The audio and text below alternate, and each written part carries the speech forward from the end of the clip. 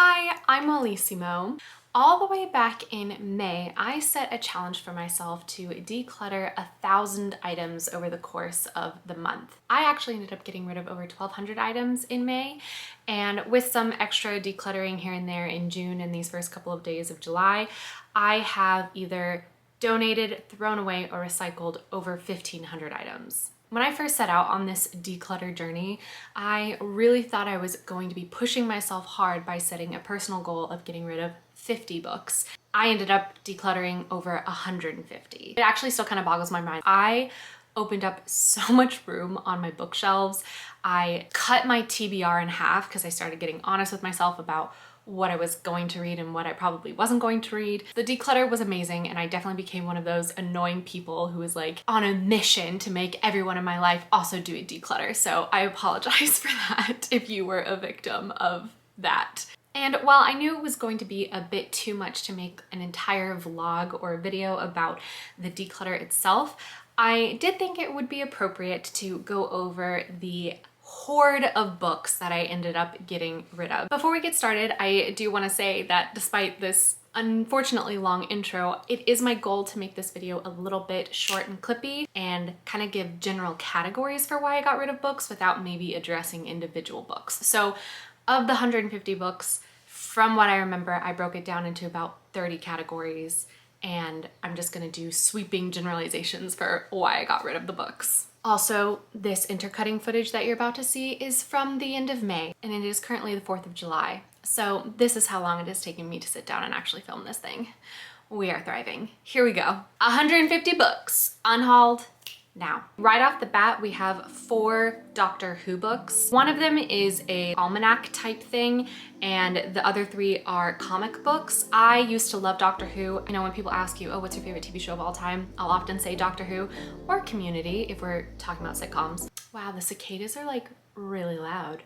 I'm just now realizing that. Enjoy the dulcet sounds of summer. I've had these for a really long time, and I've read them and I flipped through them, but I figured it was time to let them go and maybe let another Doctor Who fan have a chance to own them. These are 4 raggedy old paperbacks from Harry Potter and The Cursed Child, which I absolutely detested.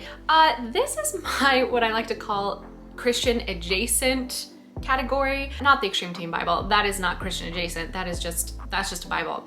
But the other books are fiction that was heavily influenced by faith. I like devoured them when I was in middle school. The purpley books are actually meant for middle schoolers. It's about a young girl growing up, and as a Christian she has to follow her heart. And then that big book at the bottom of the stack is called Redeeming Love. It's about a prostitute during the gold rush in California and her being sold into marriage by a man who basically says, God told me we're getting married, and then it's about their romance. I also read that in middle school, which, yeah. Oh. These are 3 Greek mythology adjacent books that I'm getting rid of. I have an entire shelf in my library that is meant to be Greek mythology. I basically ended up keeping the Percy Jackson books because those are the ones that I actually enjoyed. Holy crap, this is a stack of 10 blank for dummies books. I used to be obsessed with buying these. I wouldn't even call it collecting. I would just get into these phases of, I'm gonna learn how to sing, and for some reason I thought that a for dummies book was gonna teach me how to do that as opposed to a real live person with vocal lessons. But you could just treat this as a timeline of all the strange hobbies I once attempted in my life. These are 15 travel related books. I collect Lonely Planet books. These are ones that I have picked up over the years, and they're basically duplicates or they're out of date. I felt like I could part with these since I have the information within them in other sources. These are a little relic of a trip that I took to England the year after I graduated from high school. I was visiting, I think, Jane Austen House Museum, and they had these books on etiquette, like Her Majesty's Guide to Afternoon Tea and Her Majesty's Guide to Housekeeping and stuff like that. And I thought, oh, how cute. I bought all 5 of them and I flipped through them over the course of the years. The advice inside is cute, but not stuff that I feel like I need to have on hand as a reference book by any means. So I decluttered them. This is my young adult book category. Will Grayson and Let It Snow were actually pretty hard for me to let go of. At one point I had an entire John and Hank Green shelf in my bookshelves, but Again, I was really stretching. I was really trying to get to 150, and I just knew that I'm probably never gonna read those books again, so I'm letting them go. These two are really simple. It's another one of my theme shelves that I was just trying to narrow down. I have an entire shelf of fairy tales, and these two were books that I'd flipped through a long time ago, but hadn't really connected with, and so decided to declutter. These are 7 Junie B. Jones books that I read when I was in like the 1st grade. They refused to stay up while I was filming, and so I'm holding them with my hands. These are 16 other children's books that range from, like, there was one called My Dear Dumb Diary, which was about a girl writing in her diary and complaining about all the people in her school. Ranges from that to some Goosebumps to The Hobbit. But again, just all books that either I have duplicates of or that I'm definitely never gonna read again. Oh, and these were 3 more of the children's books that I forgot to include in that last pile. These 8 books, I have nothing against them. It's just that I had duplicates. In fact, I loved them so much that I had multiples of them. These were easy to count towards that 150 count because I could just get rid of one, but still have it. It was very much having my cake and eating it too. All right, here we have 4 cookbooks that I got rid of for various reasons. Mainly it was either I flipped through them and decided I was never gonna cook the recipes, or they had the cardinal sin of any cookbook, which is not enough pictures. These are 6 textbooks that I am willing to part with. I keep all of my textbooks from college. I have multiple shelves in my bookshelves dedicated to that. Probably in the future, eventually I will get rid of more of them, but for now, these were the 6 that I was able to part with. Here are 9 nonfiction books that I've read and am parting with. They range from guidebooks. I think there are a couple of books in there about the Romanovs, so some history nonfiction. There's a memoir in there, and just it's kind of my nonfiction miscellaneous. 2 books on space that I have read and probably will not be reading again. 4 books that are ghost stories, and 1 book that's a cozy Halloween murder mystery. I've kept these for some years now, and every time I think about donating some books, these are always on my chopping block, and so this year I finally decided to really go for it and just get rid of them. I've held on to them for a really long time because it's nice to have them as kind of like decor during Halloween, but I can't read these. They freak me out. I'm way too much of a scaredy cat. These 3 books, to be completely honest, I have no idea how they made it into my library. I don't really read James Patterson. I don't think I have ever in my life purchased a James Patterson book. I was really interested when I was doing my declutter. I have no idea how these got here. I mean, they're not even mine, so I probably shouldn't have decluttered them, but I did. These are 6 books that I kind of categorized as classics. Literary classics are just, you know, old basically, and a lot of these I had to read in high school and are potentially duplicates. There are quite a few books I have from high school that I know I'll never read again, but they have all of my annotations in them and I'm sentimentally attached to those, so I'm holding on to those. But these were all books that, you know, either I picked it up because I wanted to feel fancy and just didn't end up enjoying the story that much, or I have a duplicate of it. These are 2 historical fiction books from the same author. They take place kind of in different time periods in ancient Egypt. I remember really enjoying them, but again, as is basically the reason for all of these, I don't think I'm ever gonna read them again, so passing them on to somebody else. These are 4 fiction books that I read and I'm getting rid of. The tiny red one, the like 5 People You Meet in Heaven, I ugly cried at, and so that's why I'm never gonna read it again. Odin's Child and The Brief Wondrous Life of Oscar Wilde, I had some issues with both of those books, and so no longer welcome them on my shelf. These are 6 books that I have had since about 2018, since I started trying to work on my relationship with food.